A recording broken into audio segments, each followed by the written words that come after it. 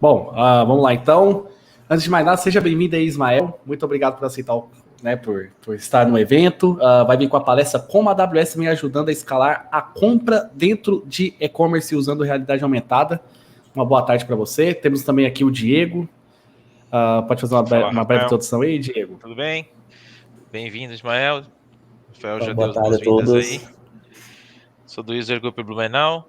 Rafael está conduzindo a trilha aí, estou acompanhando agora. Show de bola. Ismael, o palco é seu. Eu vou deixar só sua câmera e já compartilhar a tela para a gente colocar aí na tela, beleza? Fica à vontade. Ótimo, então. Show. Compartilhar aqui a tela.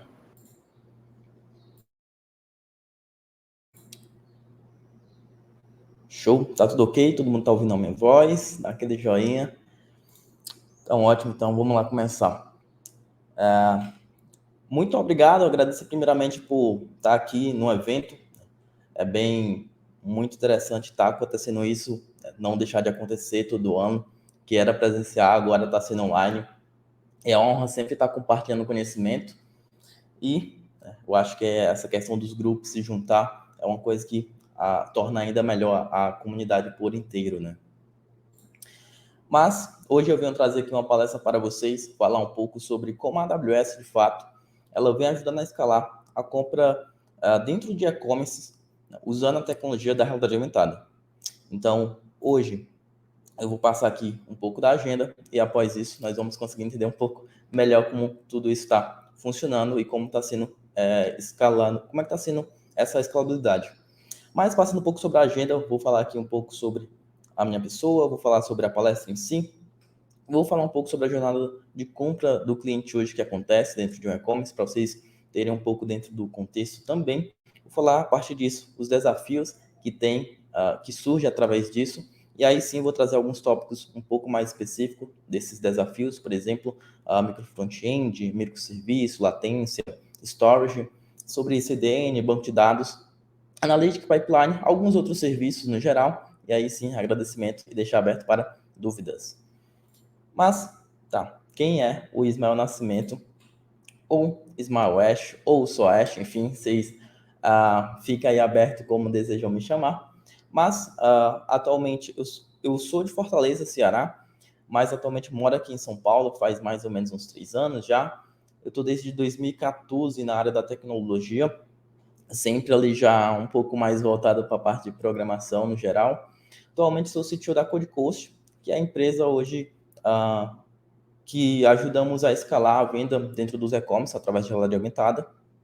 Atualmente também sou Content Creator lá da Rocket City, no programa Expert Club, onde vários vídeos, até mesmo nesse momento, já foram criados para lá, que é um programa ainda, se não me engano, vai ser lançado ainda para o público geral, mas é como se fosse um YouTube para pessoas mais experientes, pleno, sênior ali no geral.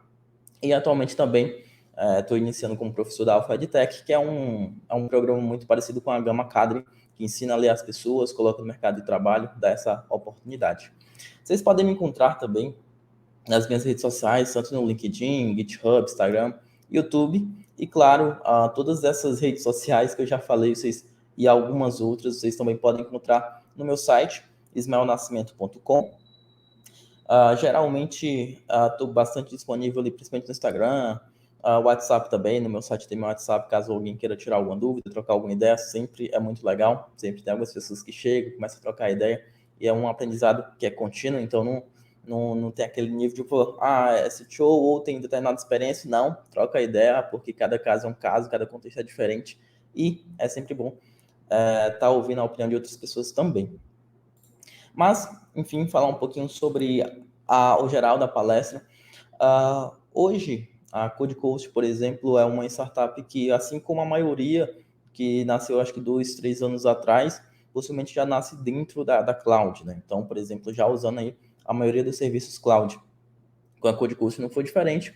Temos também pouco tempo dentro do mercado. E aí, a ideia dessa palestra é uma palestra um pouco mais geral, porque a ideia é mostrar aqui alguns desafios, como é que estão sendo resolvidos hoje, mas também mostrar como esses serviços da AWS estão resolvendo esses problemas e como vocês podem pegar esses serviços e utilizar dentro do contexto ou do negócio de vocês, tá? Então, dá uma outra visão, talvez de um outro negócio que vocês, isso aqui eu acho que daria para aplicar aqui dentro do meu negócio ou do meu contexto, talvez dessa ou de uma forma um pouco ali diferente, mas que abre essa visão para vocês, ok? Então, para falar um pouco sobre a jornada de compra do cliente dentro de um e-commerce que aparentemente é bem simples, vai lá, escolhe o produto e compra, enfim, paga.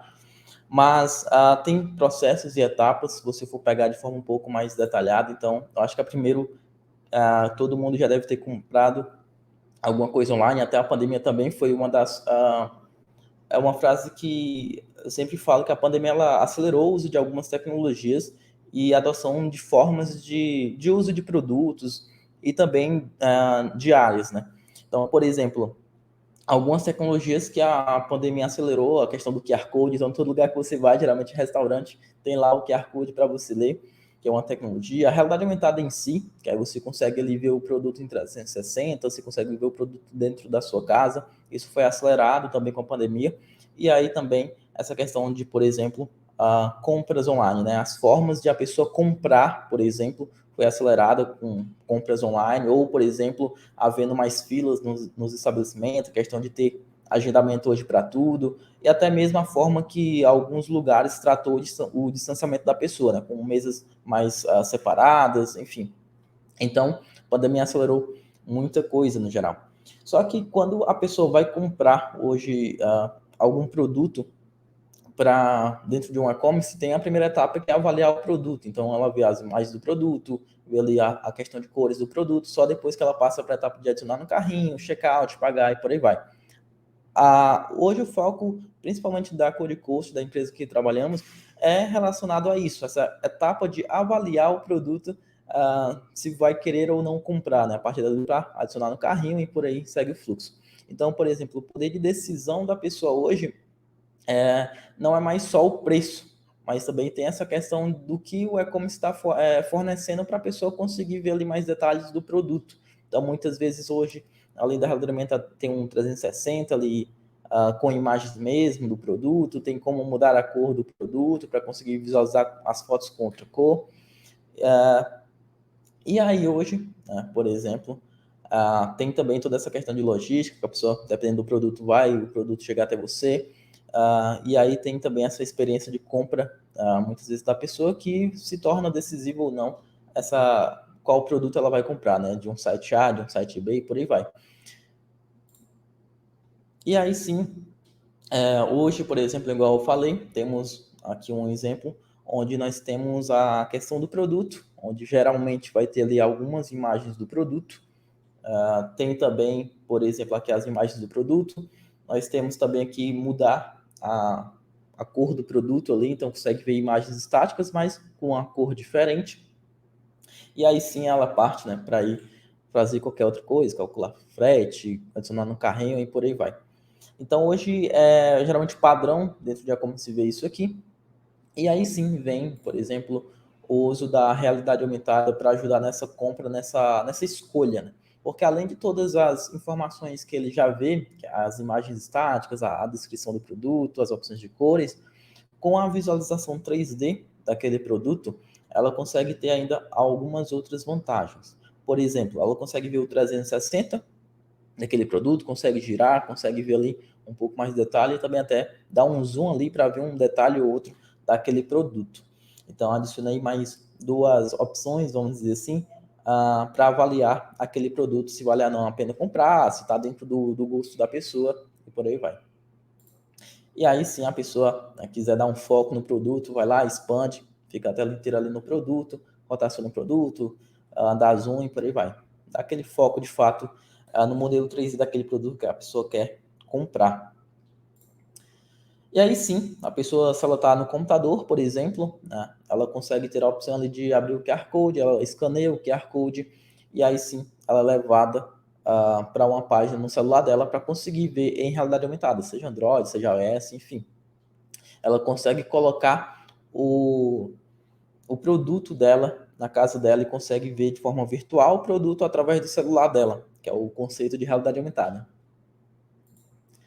Então, aqui tem até uma gifzinha mostrando um exemplo que é exatamente dessa forma. A realidade aumentada é quando eu consigo pegar algo virtual e consigo ver no mundo real através de um dispositivo. Nesse caso, ela está vendo através do celular dela. E aí, com isso, tem algumas vantagens de utilizar aí a realidade aumentada, além de só visualizar o produto, o modelo 3D, o modelo 3D do produto, no caso. Por exemplo, acho que a experiência do usuário aumenta muito naquilo, e ela conseguir testar primeiro aquele produto dentro da casa dela, num lugar específico, ver ali se está combinando, ver se está encaixando, porque geralmente os tamanhos são proporção real. Outra coisa é a questão de frustração mesmo, voltando um pouco mais à questão de logística, porque vamos pegar aqui essa questão de móveis. Se a pessoa compra um móvel hoje, eu vou até pegar o exemplo de cadeira. Se eu comprar uma cadeira ali que achava que se encaixar bem dentro do escritório dela, ou talvez a cor ali ela achava que ia combinar bem, mas ela fez essa compra e, por exemplo, né, não tinha essa questão de realidade aumentada, de ver o produto. Já utilizando realidade aumentada, ela consegue ver no espaço dela, consegue ver como é que fica o tamanho, consegue ver ali como é que fica o padrão de cores dentro do ambiente dela. Isso resolve a questão de logística, porque se ela não gostasse, né, vamos supor que ela não utilizou realidade aumentada, ela não gostou, ela vai ter que devolver, vai ter toda essa logística chamada de logística reversa, né? Então é mais uma vantagem aí que tanto o cliente quanto a empresa tem de utilizar a realidade aumentada dentro do e-commerce para construir aí essa questão da experiência também e resolver esse tipo de problema. Tem outros tipos de vantagens, outros tipos de problema que também resolve, mas esses aqui, vamos dizer assim, são os principais. E aí sim, vocês viram que aparentemente é exibir lá o modelo 3D e acabou, né? Mas por trás disso tudo tem alguns desafios, né? E aí, quais são, vamos dizer, os principais desafios que podemos encontrar na parte de tecnologia de só exibir, vamos dizer assim, aquele modelo 3D na página do produto, né? Então, primeiramente, tem essa questão de como tem essa atrelação do carregou a página do produto e carregou também o modelo 3D do produto. Começa aí, como é que faz essa conexão e como é que isso funciona por trás dos panos em relação à tecnologia. Tenha também um outro ponto bem importante, e eu acho que não só para essa questão de exibir o modelo 3D, é um pouquinho mais chatinho de modelo 3D, mas para qualquer lugar hoje, até porque o nosso tempo está tudo mais acelerado, então quanto mais rápido, melhor, que seria aí o tempo de carregamento, por exemplo, e a partir disso, pegar esses dados, analisar esses dados e trazer para o cliente ali, para o e-commerce, e com isso ele vai verificar, por exemplo, a conversão de vendas, resultados, e através disso ter uma resposta mais inteligente ali sobre determinados produtos, né? E aí sim, o primeiro desafio seria a questão de utilizar micro front-end. No caso em específico, eu vou até voltar aqui o slide, literalmente o micro front-end aqui, que é utilizado para exibir apenas o modelo 3D. Então, por exemplo, aqui está dentro de um iframe que exibe a página específica do modelo 3D. E aqui no nosso caso, né, utiliza no caso o iframe, que é uma das formas de utilizar um micro front-end hoje, é um assunto até que está em alta, bastante alta até.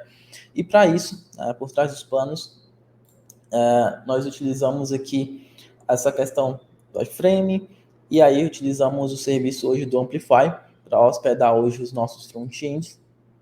Então, por exemplo, vou falar um pouquinho mais para frente também, além de o Amplify ele conseguir fazer esse host dos serviços de front-end, seja Next, seja, por exemplo, Vue ou Angular e algumas outras, ele facilita muito também na questão de pipeline, de CI/CD. Mais para frente eu vou falar um pouco mais específico disso. E aí um outro também, bastante, no nosso caso, bem importante que é utilizado é a questão de microserviço. Então, se você for pegar aqui nesse iframe, além de exibir o modelo 3D em específico, antes de tudo, ele precisa saber qual é, por exemplo, o SKU, que geralmente é o ID ali do produto, para realmente exibir qual modelo 3D de forma correta. Então, nesse saber, existe aí, por exemplo, uma API Gateway por trás, utilizando um Lambda, por exemplo, para fazer aí uma busca ali no banco de dados, vamos dizer assim, e aí assim, trazer essa informação. Então, para isso, né, fazer essa comunicação, utilizar a API Gateway, e aí essa questão do Lambda, e o Lambda está dentro especificamente, né, de microserviço. E é algo que, nesse contexto em específico, é muito recomendado utilizar microserviço por conta que e-commerce, até mesmo agora estamos vai começar, ou já é um mês basicamente inteiro, de Black Friday. Então, por exemplo, tem muito essa questão aí de escalabilidade de muitos meses estar um pouco menos acessos, e outros meses, por exemplo, como o mês de Black Friday, vai ter uma alta de acessos. Então, utilizando o microserviço, utilizando aí o conceito de serverless, consegue se expandir de uma forma bem melhor, e aí se consegue escalar e não consegue, por exemplo, perder dados ou acabar caindo o serviço por conta que o servidor não conseguiu aguentar. E aí uma outra coisa que é importante quando se fala sobre Lambda, nesse caso aqui, como a demanda por dia é bastante alta, não tem essa questão de ter o cold start, enfim, porque como a demanda sempre é constante, acaba que isso não é um ponto que, nesse caso em específico, não é muito atentado, né, vamos dizer assim. E aí sim, falar um pouco mais sobre essa questão de latência, que também faz parte ali do tempo de carregamento, de trazer as informações ali, por exemplo, vou falar um pouquinho mais ainda sobre essa questão de pegar as informações e por aí vai, mas hoje aqui na região do Brasil, nós temos um servidor da AWS, nós temos um servidor da AWS aqui, em São Paulo especificamente. Então, por exemplo, vários serviços hoje estão aqui mais próximos para, especificamente aqui em São Paulo, para fornecer essa questão da latência menor, os dados, né, fazer essa comunicação mais rápida, e aí sim o tempo de carregamento lá para exibir o modelo 3D seja ainda mais rápido. Também utiliza de técnicas de lazy load, por exemplo, para quando não está totalmente carregado, exibir ali, por exemplo, a foto do modelo 3D, e aí sim, quando carrega, exibe de fato o modelo 3D ali para a pessoa conseguir interagir.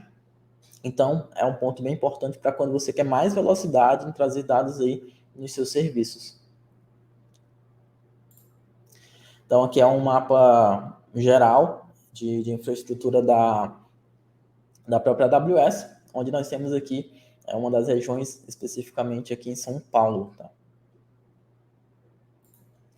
E em relação a storage, hoje nós utilizamos o S3 e nós temos um bom desafio porque hoje, além de utilizar o S3, além de ter vários buckets para alguns tipos de conteúdos diferentes, tem também a questão do tamanho dos arquivos.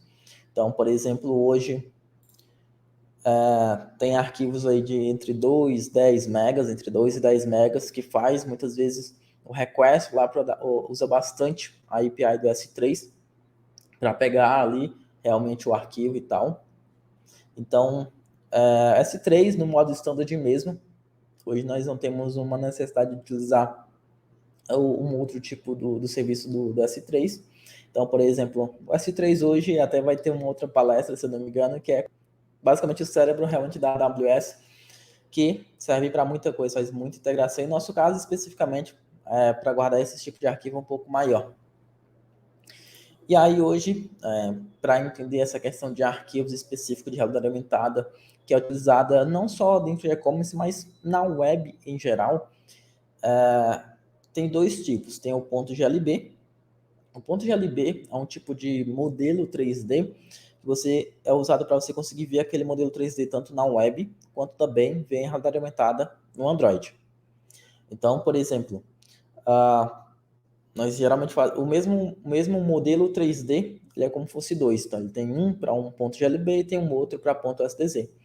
Então, o GLB, ele é um modelo que ele foi feito ali pelo grupo Cronos Group, e vale a pena ver essa questão de modelos 3D, de interação, para falar a verdade, dentro da web. O grupo Cronos tem bastante disso, até mesmo por trás do WebGL também, por aí vai. E o outro arquivo é o arquivo .sdz, que é um arquivo específico da Apple, para você conseguir ver a realidade aumentada nos celulares da Apple, no caso iOS.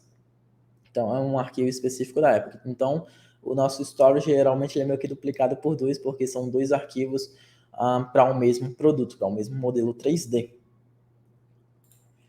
E aí sim, para também acelerar essa questão de visualizar o tempo de carregamento lá do modelo 3D, nós utilizamos CDN, e aí sim nós utilizamos o CloudFront.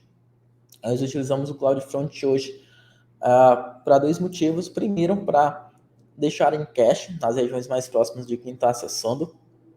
Então, isso ajuda muito, por exemplo, a cair o tempo de carregamento, mesmo que o arquivo, por exemplo, seja 10 megas, nas demais vezes que a pessoa vai acessar, tá extrema, carrega em milissegundos, então ajuda muito nisso. E como eu falei, os arquivos vai desde 2 megas até 10 megas, caso muito específico, outro vai de 11, 12 megas, mas geralmente essa é a base. Então, o CloudFront auxilia muito nisso para agilizar esse tempo de carregamento e deixar em cache aí nos Edge Locations. E também nós temos o nosso próprio SDK, que faz essa ligação lá entre a página do produto e qual produto vai ser carregado na tela. E nosso SDK também ele é distribuído para ser carregado mais rápido na página da pessoa através do CloudFront. E aí sim vem acho que uma das partes principais assim, de falar, que é um problema de certa forma até recorrente para quem vai usar a AWS e tem que sempre estar ciente desses problemas, principalmente a parte de banco de dados. No nosso caso, hoje nós não utilizamos só um tipo de banco de dados, nós utilizamos 2 tipos, tanto o NoSQL quanto o SQL. No caso do NoSQL, nós estamos utilizando o AWS DynamoDB, que é um banco de dados NoSQL gerenciado pela própria AWS. E aí sim, quando você vai utilizar o banco de dados DynamoDB, você sempre tem que estar atento para fazer a questão de single table ou fazer realmente tabelas para o negócio. Aí vai depender muito do contexto ou do domínio do seu negócio. Só que assim, utilizar DynamoDB nós utilizamos para alguns sistemas, não é para todos aqui. Por exemplo, para trazer ali o modelo 3D, utilizamos DynamoDB porque, por exemplo, é mais rápido, vamos dizer, o AR dele, que seria o GET ali. Então, ele traz em milissegundo as informações que precisa, sendo que você já sabe ali o hash, no caso o ID da informação, vai trazer extremamente rápido. Só que não daria para usar DynamoDB para tudo, até porque o DynamoDB ele é muito limitado a esse tipo de contexto. Você muitas vezes saber ali a questão do arquivo exatamente que você está pegando, ele vai ser muito bom para isso. Mas para fazer operações mais complexas, como no SQL, aí sim já não daria para usar tanto o DynamoDB. Apesar que agora está começando a ter o Particle, que seria como fosse a linguagem, uma linguagem de SQL da própria AWS, que aí sim consegue ser usado no DynamoDB, e aí sim você consegue fazer mais filtros e por aí vai. Porque hoje as operações principais do DynamoDB, o scan, o get, se você não souber usar de uma forma correta, vai acabar aumentando o preço ali mais rápido do que você pensa. Apesar que a cobrança de fato do DynamoDB, dependendo do volume que você vai ter, aguenta muito bem. Então tem, sei lá, 25 GB de storage do DynamoDB ali, fora a questão de requisições que também tem que estourar muito, né? O outro banco que utilizamos aqui é o serviço do AWS RDS, utilizando um banco de dados relacional. E aí com o RDS já conseguimos, por exemplo, fazer queries complexas, fazer coisas mais específicas, né, do que o DynamoDB não suporta. E aí sim, mas é aquele famoso trade-off, né? Por exemplo, eu já consigo fazer queries complexos e tal, mas utilizando o serviço do RDS, você sempre tem que estar atento, porque tem duas coisas que é bastante importante. O RDS ele roda em cima de instância, então ele cobra você por hora que está sendo usado, então quanto melhorar a instância, mais você vai estar sendo cobrado no final do mês. E ele também, utilizando um RDS, que é um relacional, tem a limitação de quantidade de conexões, né? Então, por exemplo, o banco de dados hoje, que está dentro do RDS, que por default ele não tem limite de conexões, é o SQL Server. Ele não tem limite de conexões, mas os demais, PostgreSQL, MySQL e os demais que tem dentro dele tem limite de conexão. E geralmente para você saber o limite de conexão, você precisa se basear pela memória da instância. Então, quanto mais memória a sua instância tem, mais limite de conexões vai conseguir ali ter de forma simultânea, tá? E aí sim, igual eu falei lá, temos que pegar esses dados, além de mostrar para o usuário, trazer esses dados e mostrar ali, vamos dizer assim, para os clientes pegarem e analisarem esses dados. E uma coisa que acontece é que quando, por exemplo, foi feita essa primeira versão do Analytics, teve ali alguns trade-offs, para falar a verdade, porque você vai construindo muitas vezes um tempo de startup, que é um tempo muitas vezes rápido, com os prazos mais apertados, e acaba ali deixando uma coisa ou outra passar. E aí eu vou mostrar aqui algumas questões, né? Aqui é o nosso Analytics antigo, onde o que acontecia era o seguinte: fazia-se todos os cálculos, só que do lado do front-end. Então, vamos supor que um cliente tivesse aí no mínimo 1 milhão de registros, né, dentro ali do guardado do banco de dados, em vez de fazer esses cálculos lá no back-end, retornar, por exemplo, para o front-end. Os cálculos estavam sendo feitos lá no front-end, o que acabava muitas vezes gerava um load a mais no lado ali do front-end. E além disso, hoje o Lambda ele tem um limite de até 6 megabytes. Então, por exemplo, o payload limite de um Lambda hoje, de uma função Lambda, que é retornar para você até 6 megabytes de dados. Então, tinha clientes nossos que ultrapassavam muito mais de 6 mega a quantidade de registros que vinha para o front-end fazer o cálculo. E outra coisa que vocês podem ver também nisso aí é a questão ali da data, né? De data X até data X. Então, por exemplo, não tinha um range já pré-definido para pegar esses dados. Pegava no range que o cliente queria, vamos dizer assim. E aí, com isso, foi refeito o novo Analytics. Para o novo Analytics foi utilizado também o AWS RDS para fazer essa questão de gravar os dados ali que são pegos na hora de visualizar o produto. Então, o novo Analytics não tem essa imagem, mas esse novo Analytics é uma das coisas que já tem mudado, né, para conseguir colocar os dados mais rápido, porque são vários dados, para falar a verdade, são vários cálculos. Então, para suprir essa necessidade, em vez de fazer até mesmo cálculo no back-end, que iria demorar, fazer os cálculos utilizando a técnica de sumarização. Então, a técnica de sumarização, onde você ali, a cada X horas que você define, pega um CloudWatch, um event log ali, faz os cálculos, já coloca em uma tabela do banco de dados, e em vez de o seu back-end pegar os dados, fazer os cálculos, já vai pegar os dados já calculados, e aí sim consegue apenas o front-end plotar ou colocar na tela. E aí sim, por exemplo, poderia também ser utilizado um AWS Elasticcache também, com Redis, para acelerar também esses dados, mas aí depende também do contexto, e foi uma das formas que está sendo utilizada nesse novo Analytics. Uma outra coisa que não dá para ver na tela, mas é a questão de utilizar também ranges já pré-definidos para a questão de de data. Então, por exemplo, últimos 7 dias, últimos 15, 30 ou a visualização total, né, de tudo.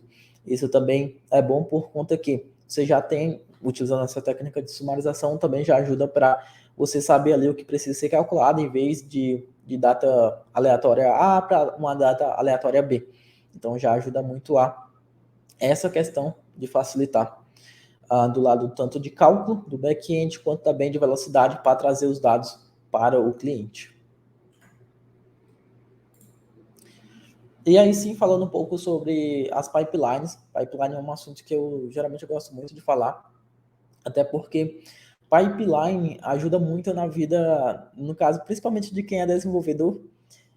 Então eu ainda desenvolvo hoje, bastante ainda, mas também já tive esse outro lado ali de ser tech lead, de fazer arquitetura. Então, sempre quando eu vou fazer essa questão de nova arquitetura, fazer um desenho de um projeto novo, penso muito nessa questão de pipeline, como é que vai ajudar a acelerar isso, porque aí, por exemplo, o desenvolvimento não fica travado, e a pipeline, por exemplo, ajuda muito em relação a ter estágios ali de desenvolvimento, o que facilita, ou no caso melhora, quando tiver um erro ali, vocês sabem qual ambiente e não vai para a produção direto, né? Hoje, as principais pipelines que usamos, né, até mesmo por conta do micro front-end, seria utilizar a própria pipeline do Amplify. O Amplify, hoje, ele fornece, além desse host web lá, ele fornece também toda essa questão de ter um CI/CD, o famoso Continuous Integration, Continuous Delivery. Então, por exemplo, você consegue ali, cada branch ter o seu próprio URL, você consegue colocar o seu domínio, você consegue fazer bastante configuração. Então, hoje o Amplify ajuda muito nisso, nessa parte do front-end. Hoje, de back-end, falando um pouco mais geral, utilizamos hoje o Serverless Framework para facilitar essa questão de pipeline ali no lado do Lambda. Então, utilizamos, por exemplo, o GitHub Actions ali com o Serverless Framework para fazer essa questão do gerenciamento, no caso de pipeline, no lado do back-end. Hoje, como nasceu na nuvem, hoje basicamente 100% eu posso falar do back-end, como está começando a crescer, mas basicamente 100% está utilizando em cima do conceito de serverless, está utilizando a AWS Lambda, por exemplo. Então, é uma coisa que, além de conseguir expandir a maioria dos serviços, também tem que ter sempre essa mentalidade de serverless ali e também aplicar isso dentro do contexto de pipelines para a equipe de desenvolvimento estar sempre atento. Uma outra também relacionada à pipeline, hoje os nossos SDKs, por exemplo, nós colocamos no S3. Então, tem a questão de escrever o SDK mesmo, fazer o upload dentro do S3, e aí a partir do CloudFront distribuir isso. É uma outra pipeline que utilizamos bastante também. É um pouco mais fácil, vamos dizer assim, fazer essas pipelines, utilizando os próprios serviços da AWS. Né? Então, se você, por exemplo, hoje está utilizando a maioria dos serviços da AWS, se torna mais fácil criar essas pipelines. Se você está usando um serviço externo, outro ali, já é um pouquinho mais chatinho, mas consegue também. A AWS consegue fornecer várias integrações para vários serviços externos também. E aí, utilizamos vários outros serviços também, para falar a verdade, além desses que já foram citados no geral, que a maioria desses você pensa, né, a questão da nuvem hoje, ela escalar para você, mas você sempre tem que estar atento aquela questão de trade-off, né? Então, ela vai te ajudar a escalar até aonde você quiser, mas tem que ver a questão do seu bolso, né? Até onde você puder. Porque, por exemplo, se utilizar uma AWS Lambda, um DynamoDB, esses serviços que escalam, se você não colocar um limite ali, configurar bonitinho, acaba que eles, por exemplo, no período de Black Friday, vai conseguir suportar tudo. Mas aí depois da Black Friday, se você não definiu ali no AWS Cost Management, sei lá, um budget que você, até aquele budget de lá não passa, por exemplo, ou da Avisa e por aí vai, acaba que a sua empresa pode ir também, principalmente startup, né? Pode ir para o buraco, né? Vamos dizer assim. E aí, nós utilizamos vários outros serviços. Hoje está em torno de 15 serviços dentro da AWS. Esses que estão na tela são, vamos dizer, os principais serviços utilizados. Tem uns dois ali do lado que está sendo aos poucos integrados também, o Ignito e o Elasticsearch também. E aí até esse slide ele está, além com o serviço ali no fundo, está com esse branqueamento, vamos dizer assim. Eu brinco que hoje, se você já utilizou, por exemplo, eu comecei utilizando o Firebase como serviço cloud, já cheguei a ver Azure. Hoje, basicamente, uso 100% AWS. E aí, só que assim, não é só utilizar um serviço, né? Hoje, principalmente dentro da empresa, a pessoa que faz ali a parte de arquitetura, que define tecnologia e por aí vai, sempre tem que estar atento um pouco mais. Isso muitas vezes, quando é startup, você vai descobrindo um pouco mais na prática, você começa a utilizar os serviços. Só que a partir de que você vai utilizar o serviço, você vai começar a ter um pouco de erro ali, a questão do custo vai aumentando, você tem que verificar como consegue melhorar isso. E aí você começa a estudar um pouco mais a fundo os serviços. Por exemplo, hoje nós utilizamos 15 serviços, né? No mínimo 15 serviços ali dentro da AWS. E aí o que acontece? Alguns serviços você utiliza ali porque já tem script meio que pré-pronto e tal, utilizando aquele serviço, está servindo para o seu contexto, mas você acaba esquecendo de estudar um pouco a fundo aqueles serviços que você está usando. Por exemplo, um AWS SNS, um SQS da vida, por exemplo. Estudar mais a fundo o Lambda mesmo, como é que o Lambda funciona, a integração dele com o SQS, como é que o Puller da AWS Lambda funciona, por exemplo, né, o batch, e por aí vai, para você tanto conseguir otimizar essa questão do escalar também, quanto também conseguir otimizar essa questão de preço, porque é um trade-off, você tem que estar sempre de olho nos dois. Então, acho que é uma mensagem assim que também eu gostaria de sempre deixar, que é utilizar os serviços, mas se a pessoa está com tempo ali, vai lá, estuda um pouco mais a fundo como é que funcionam as integrações. A própria AWS, ela tem bastante vídeo, né? Bastante vídeo sobre os serviços dela no próprio YouTube. Eu acho que vale dar a pena muito essa olhada.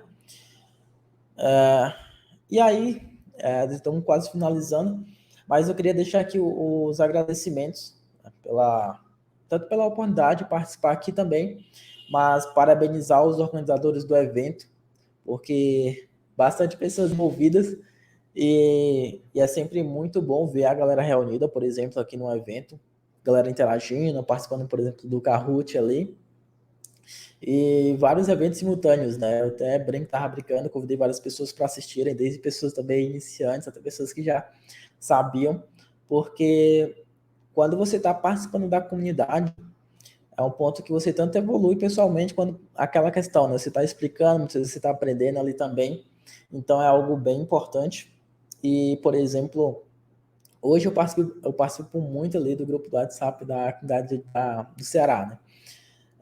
E aí, sempre trocando ideia com a galera, então sempre tá ativo ali. E muitas vezes é até interessante isso para a galera que for fazer pergunta aí, que não importa muitas vezes o nível da pergunta, né? Perguntar, interagir com a galera, porque muitas vezes outra pessoa já passou, consegue responder rápido ali a pessoa e consegue evoluir mais à frente. Mas acredito que é isso. Aí eu vou agora deixar para nós vermos aí as dúvidas. As dúvidas. E por último também, já vou deixar os meus contatos aí. Então, LinkedIn, GitHub, tem um YouTube lá que geralmente tem alguns vídeos bem específicos da AWS. O meu canal, por exemplo, não é grande, até brinco, porque eu não faço vídeo, não é que nem para iniciante, mas são vídeos que de erros ou falhas ou dicas que você só pega no dia a dia, geralmente. Então, desde a AWS Amplify, desde a AWS S3, e também tem por conta disso até NPM, de fazer upload lá para o S3, que até esqueci de colocar aqui, mas coisas bem específicas, acho que vale a pena seguir lá o canal, mas todas as demais informações vocês conseguem acessar no ismaelnascimento.com. Deixa eu... Beleza.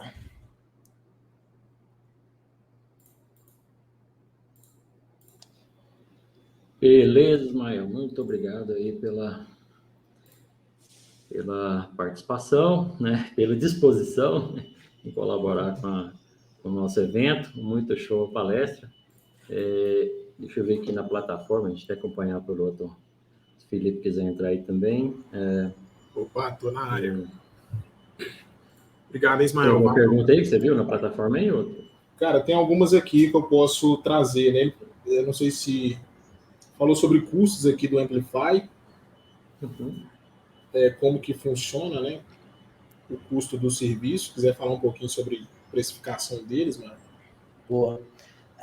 O Amplify hoje, estava até esses dias mesmo, pouco antes desse dia do Community Day, fazendo um bate-papo com outra pessoa sobre essa questão de utilizar o Amplify para, principalmente, fazer essa questão de hospedagem e também a facilidade do CI/CD, que alguns outros serviços já têm, por exemplo, o NetLife da vida.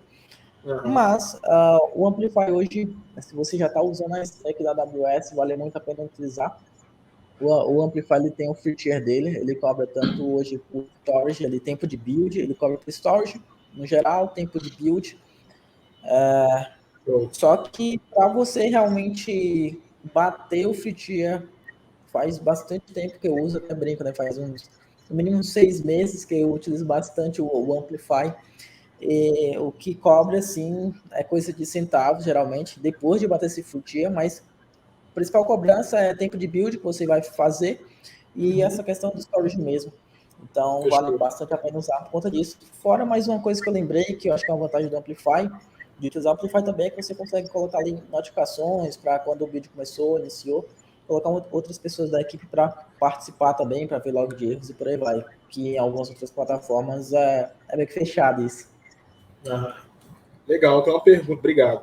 Tem uma pergunta do... Eu mandei o link, tá, da precificação do Amplify aí para quem tiver mais, quiser saber mais detalhes aí. Tem uma pergunta legal aqui, ó. Quais tipos de aplicação de RA no e-commerce têm tido mais aceitação no mercado? Quais tipos de aplicação de RA? Ok. Eu acredito que hoje, principalmente desse tipo, de você, por exemplo, colocar e visualizar ali, principalmente em 360, o modelo 3D. Hoje, por exemplo, a Codecoach não é a primeira startup que atua nesse segmento, também tem outros. E até, por exemplo, o próprio Cronos Group, que é, por exemplo, detentora aí da questão do GLTF, que é o modelo lá para exibir o modelo 3D na web. Ontem mesmo ela fez um post sobre isso, quanto está em alta essa questão de não só visualização de produto 3D, vamos dizer, dentro de e-commerce, mas como a interatividade, por exemplo, de você conseguir, do produto estar ali dentro do e-commerce. Então, ela até fez um artigo ontem mesmo, um artigo bem legal, vale a pena ler. Sim. Mas acredito hoje que o tipo mais que está sendo mais visto seria realmente essa, de você conseguir ver em 360 o produto ali em 3D de fato.